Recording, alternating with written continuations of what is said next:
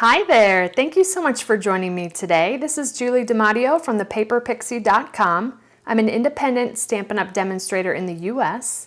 And in this video tutorial, I'm going to show you how to make this really cute Nothing's Better Than Cake gift box.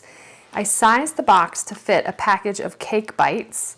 I found these on Amazon. They looked really intriguing, so I thought I'd order them and come up with a cute little box for them. And I had so much fun designing this. It's a really easy box to put together, so let me show you how. I'm going to start with a piece of Melon Mambo cardstock that measures 5 7/16 by 7 7/16. That's just 1/16 less on each side than 5.5 and 7.5. So again, 5 7/16 by 7 7/16. And we're going to score this piece at 1.5 inches on all sides. Like so. Next, I've got a piece of Artistry Blooms Designer Series paper that measures 4 inches by 6 inches, which means you can get 6 of these out of a sheet of 12 by 12. I love this box because the base you can get 2 of these out of an 8.5 by 11. So on this piece, we're going to score this on all sides at 3/4 of an inch. Next, I'm going to fold and burnish on all the score lines. All right, so let's start with the box base. I'm going to hold this in landscape, and I'm going to bring in my paper snips and cut up each of the vertical score lines, stopping at that first horizontal line. And then on these 2 outside pieces, I'm just going to come in and miter cut those. I'm going to rotate at 180, and we're going to repeat the same thing, cutting up each of the vertical score lines, stopping at the horizontal. And then I'm going to miter cut. All right, so that piece looks like our template. Next, I'm going to come in with multi-purpose glue, and I'm going to apply glue to each tab one at a time. And we're going to line up this score line with this cut edge to form our box corner. I like the liquid glue because we can slide that right into place and get that nicely lined up. And then I'm just going to work my way around to each of the tabs.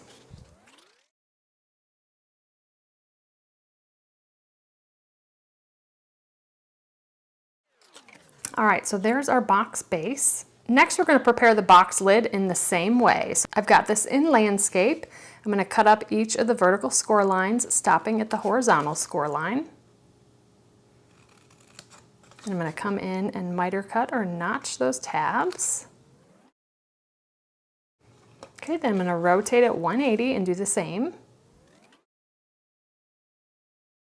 All right, and then we're going to do the same thing, put glue on each of the tabs. Lining up this score line with this cut edge and forming the corner of our box lid.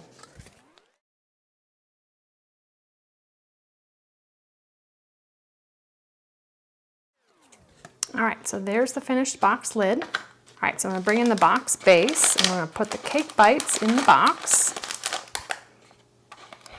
And the lid will fit right over it. Just like so. I love the contrast of the Melon Mambo with the Artistry Blooms Designer Series paper. So let's get started on decorating this box lid. I'm going to bring in the Stampin' Cut and Emboss machine. I'm going to line up my plates. I've got the number 1 plate, the number 2, the brand new number 5. This is the magnetic cutting plate. And I love this because it's full magnet on the base. And this is a self-healing cutting mat, so that is a must-have. I'm going to start with a piece of thick Whisper White cardstock, and we're going to die cut this with the second largest Stitch Shapes oval. There's that. And then next I took a piece of the Rainbow Glimmer paper and attached it to a foam adhesive sheet. I love these. Then we're going to lay that down, and with the playful alphabet dies, I took out the letters to spell the word cake. And then I'm going to run that through the Stampin' Cut and Emboss machine. All right, so take off the dies. And then grab the silicone mat to set my letters on once I peel them off, because they are going to easily come off the backing there. So just set those off to the side. But I love the dimension. These foam adhesive sheets give these letters. And then we're just gonna have to work a little bit harder at getting the middle of the A popped out. There we go, just like that. It helps to run it through the Stampin' Cut and Emboss machine 2 or 3 times. I had some difficulty on the other boxes with the middle of the A there. But look, I love that ombre with the rainbow glitter. All right, so let's bring in our oval piece here. And I'm just gonna start by laying down the C.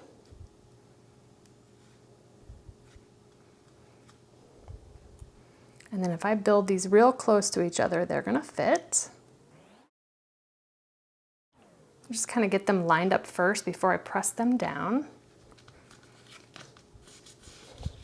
And look how fun that is. Love that. Next, I have a tiny strip of Melon Mambo. This is 1/2 inch by 2 1/4 inches.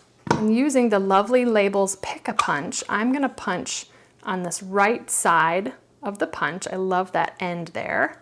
Just feeding that through. And I like to look from the back side and make sure that that is centered, especially with a piece this small.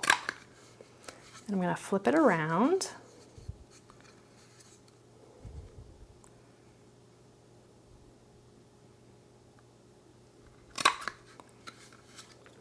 Then we've got this great little piece. Okay, and with this great banner piece, we're gonna use the Nothing's Better Than stamp set and this awesome sentiment because adulting is hard. I love that. I'm gonna stamp it in Versamark, heat emboss it in white, and then I will come back with the finished result. There is that awesome heat emboss sentiment. All right, so bringing our box in, I'm gonna actually put liquid glue on the oval piece. And we'll center that on our box lid. And then I'm going to grab a trio of dimensionals and place that on the back of the sentiment. We'll place that underneath the word cake.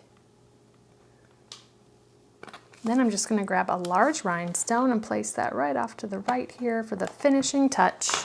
And there we have our Nothing's Better Than Cake Bites gift box. I love the way it turned out. A lot of my fans and followers from my Facebook Live, including my husband as well, said that this looks like a Good 'n Plenty's box, and I have to agree. The color and the pattern, it does look like Good 'n Plenty's. So thank you so much for joining me today. If you enjoyed this video, please give me a thumbs up and subscribe to my channel so you don't miss my next video. If you're interested in purchasing any of the Stampin' Up! Products I used today, they're going to be linked in the description.